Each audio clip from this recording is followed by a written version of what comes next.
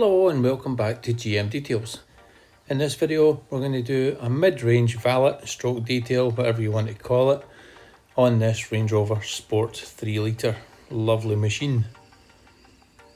That involves doing the wheel arches, wheels cleaned, inner barrels cleaned, paintwork cleaned, tar removed, obviously a good clean externally, glass cleaned, boot vacuumed out, interior vacuumed out, leather seats cleaned, get rid of the diesel. Basically going to be here for a few hours, so I recorded what I could until the battery drained. I've got a variety of products with me, so let's get into it.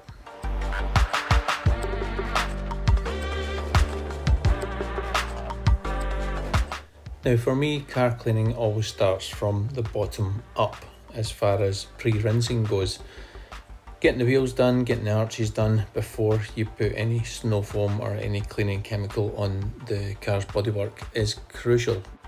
A quick agitation round with the brush attachment just on the garden hose just helps to brush away any loose dirt and debris, and the water just helps to soften any baked in dirt that could be in there as well. And believe me, on these wheel arches there is a lot. I'm just wondering myself actually why I didn't raise up the suspension. I just completely forgot all about it, just eager to get in and forgot that it can actually lift up slightly. Dull.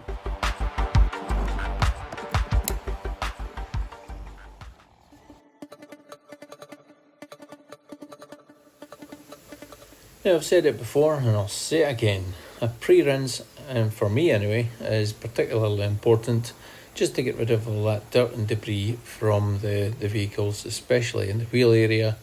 Gives you a chance just to use some water on the bodywork, especially when the sun is out and in your panel gaps. It just gets the water in there, helps to flush out all the nasty stuff that can cause any swirls and scratches on your paintwork, or especially if you have these black gloss wheels. And also on the bodywork there, if you're not removing the top layer of contaminants, dirt, sand, whatever, if you're just going straight into a wash process at this point with a sponge or a mitt and some water and some shampoo or some sort of chemical, then look at the amount of dirt that you're just going to swirl around the paint, and that's where your nasty, horrible swirls and scratches come from. Improper wash techniques. So if you can get as much crud off the car at this stage, there'll be less damage caused later.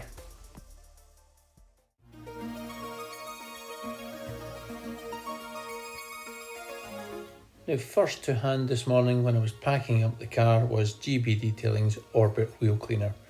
It's an acid-free formulation, and with these wheels being recently repainted, I thought this was the safer option to use.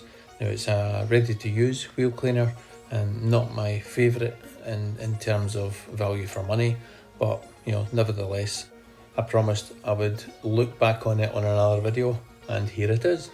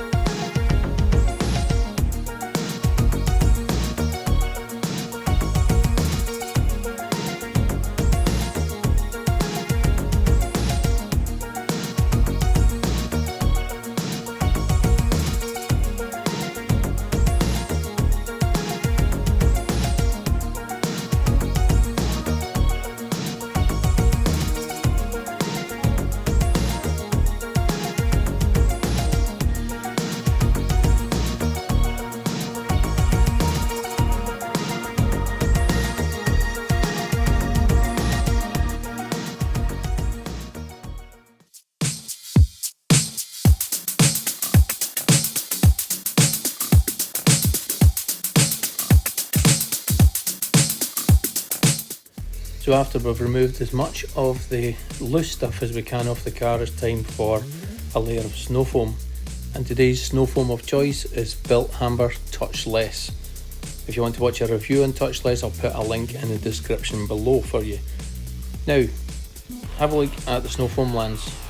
This is the Constellation Chemicals snow foam lance, and the PIR or panel impact ratio of it on using the product was so high that you'd be as well using it neat anyway. So I thought, let's do another experiment. Let's try a different product in it. Try Built Amber.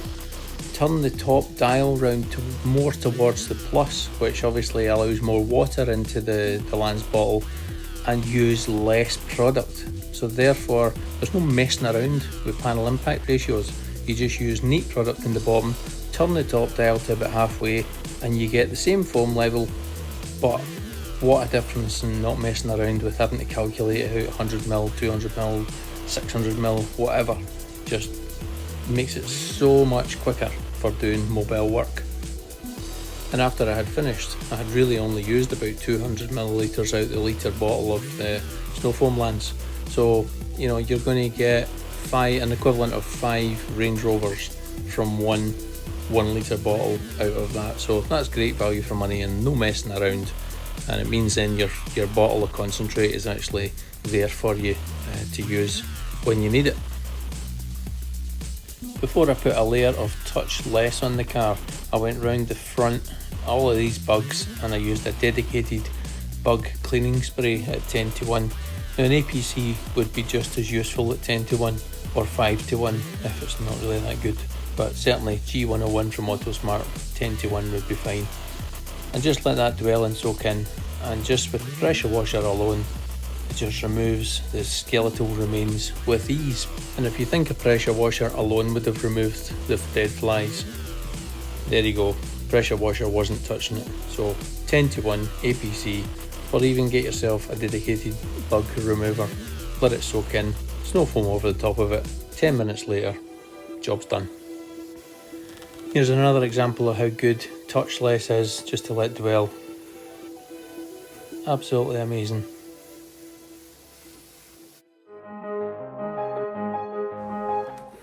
For the contact wash, I'm going to use GB Detailing's Purity Pure Shampoo. No gloss enhancers, no fillers, no waxes, just a pure shampoo. Let's see how we go on.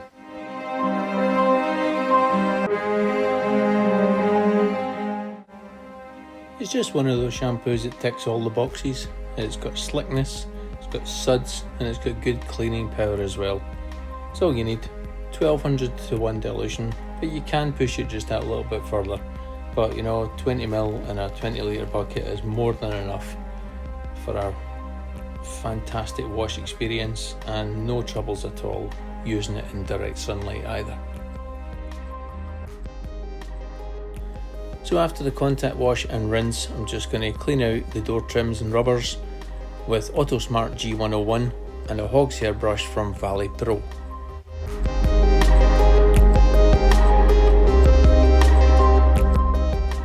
I'm just cleaning a small area at a time due to the fact that the car is in direct sunlight here. If you're wondering why I've left it quite so late on in the detail to do these areas, it's simply because during the snow foam stage, snow foam's purpose is to soften the dirt, and if you have any sand or grit that's in these areas, then brushing them around with a brush is only going to cause damage to these very delicate piano black trims. Now that's just one type of car that has these. My car has them as well. So I just prefer to have as much cleaned out of these areas as possible, so that the risk of any damage caused by the brush and any grit that's either in these badges or around the sills of the window, get all that done first, and then you can go back round and cut down possible damage that could be caused to a very minimal level.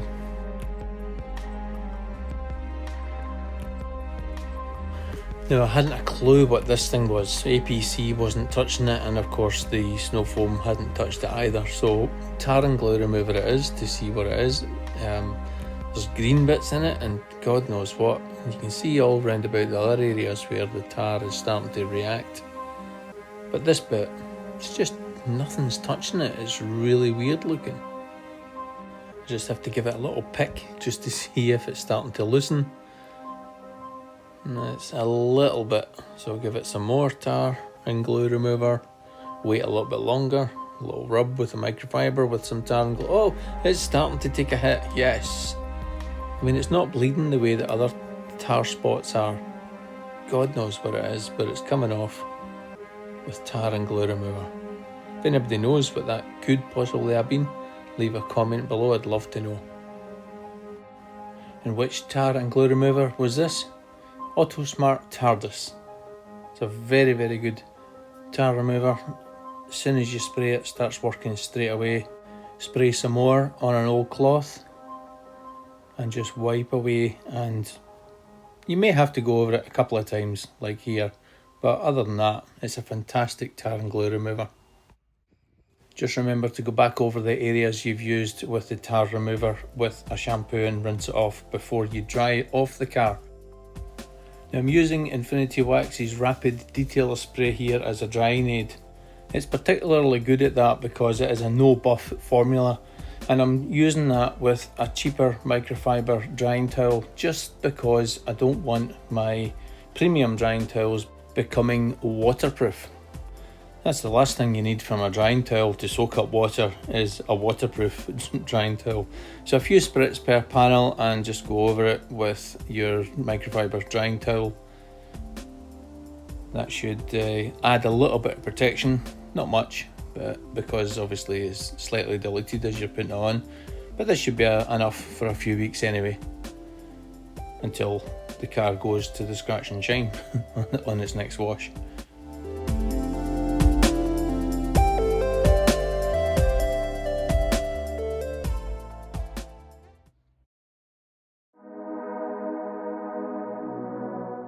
Now I can easily spend over 2 hours on an interior just because of my methods. Start from the back, supposedly the less dirty area, not so in a car that has lots of kids in it.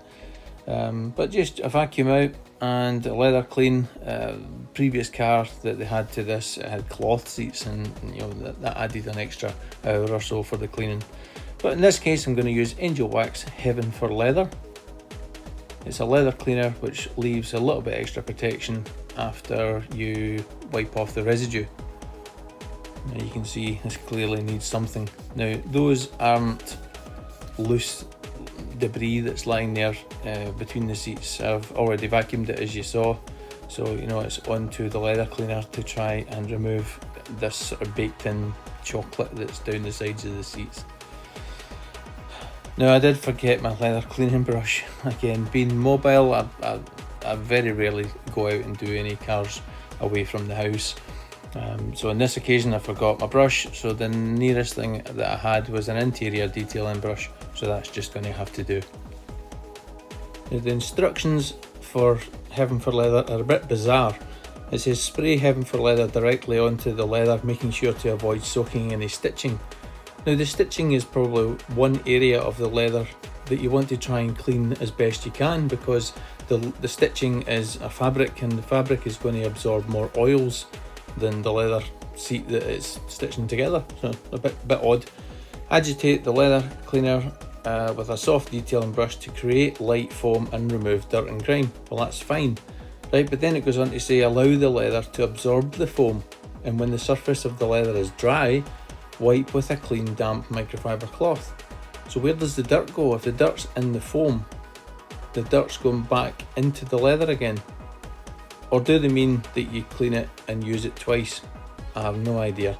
But anyway, the seats seem to come up quite well using it with my method of just agitating it and removing it straight away. You can see the amount of dirt on the cloth there, and it is quite nasty, but it cleaned well. So the leather cleaner itself is probably one of the cheapest leather cleaners available, and from County Detailing Supplies I've just checked, they actually have it £1 less than Angel Wax themselves. So if you want a leather cleaner, you want to give it a try, County Detailing Supplies, who are not sponsoring this video, but you know, you can grab a bargain there.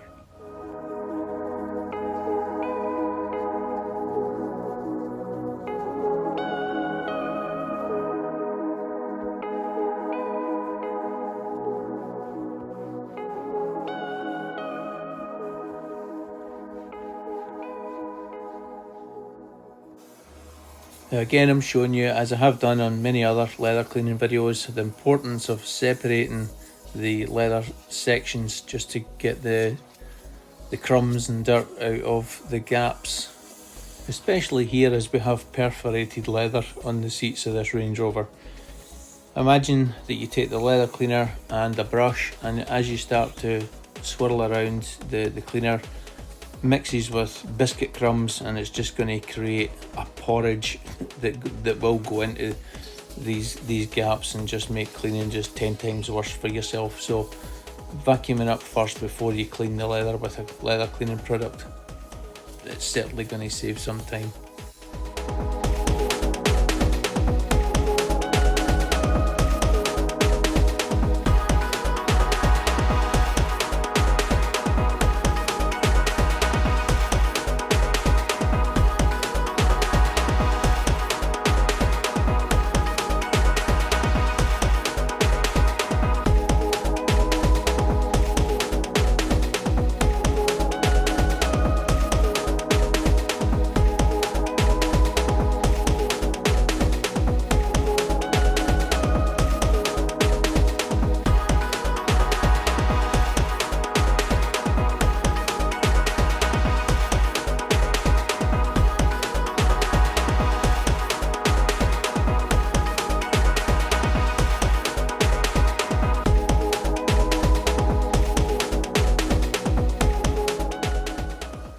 And some more vacuuming footage. The driver's footwell area, probably the most dirtiest area out of anyone's whole car. It's used more, isn't it?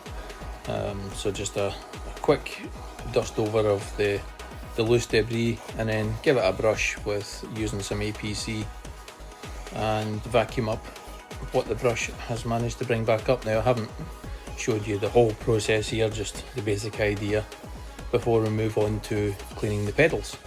Now, the pedals are important to keep clean, because if they're muddy and then you've got wet feet coming back in, and the water on your boots rehydrates the mud that's on the pedals, can make them quite slippy. So it's always best that you take some sort of cleaning product without a silicone base or a wax on it.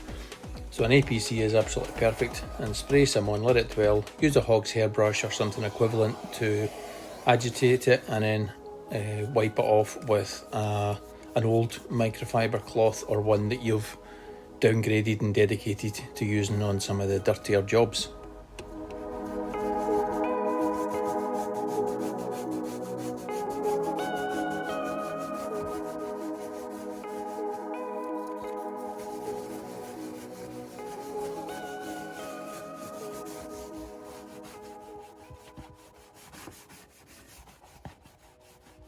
So a slightly weaker solution for the plastics, using Auto Smart's G101, agitating with a longer bristle hog's hair brush, I believe from Valley Pro as well.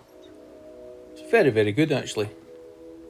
Bought it off the back of watching one of Jim White's videos, I'm sure, where he used the longer bristles for doing an exterior, getting into like the mirror area, something like that. But as I forgot my internal scrub pad, then had to use a brush that hadn't been used, and this was the one that I hadn't used on the exterior of the car.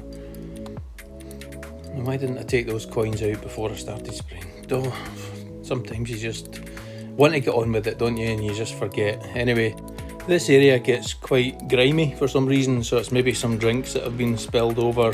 Sometimes these takeaway cups, generally the tops of them aren't that great, and if they've overfilled them, when you put the straw in, they spill over as well. So, you know, G101 just cuts through that, leaves a little bit, you know, the grime still in, so a quick vacuum just to lift that away. Now, finished off the rest of the interior, the piano black trim, with some glass cleaner and a glass cloth. The glass cleaner is particularly good for piano black trim. Give it a try if you haven't tried it, and let me know how you get on.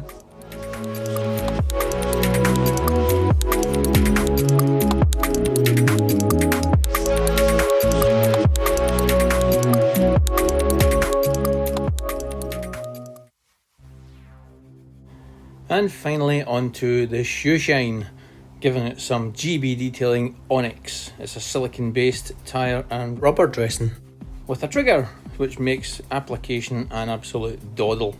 Just apply some on the tyre, put some on any kind of applicator that you like, and just work your way around. Spreads.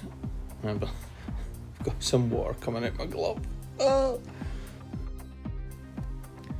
So if you like your tyre shine to be a little bit on the glossy side, this is ideal for you. Now as I'm applying here, just go around the tyre, spreading it around, a couple more sprays just to add that wee bit extra gloss, just to match up with the gloss wheels. Now guys, I've got a question for you. Do you think that your tyre dressing choice has to suit the wheel, or do you just use what comes to you on the day?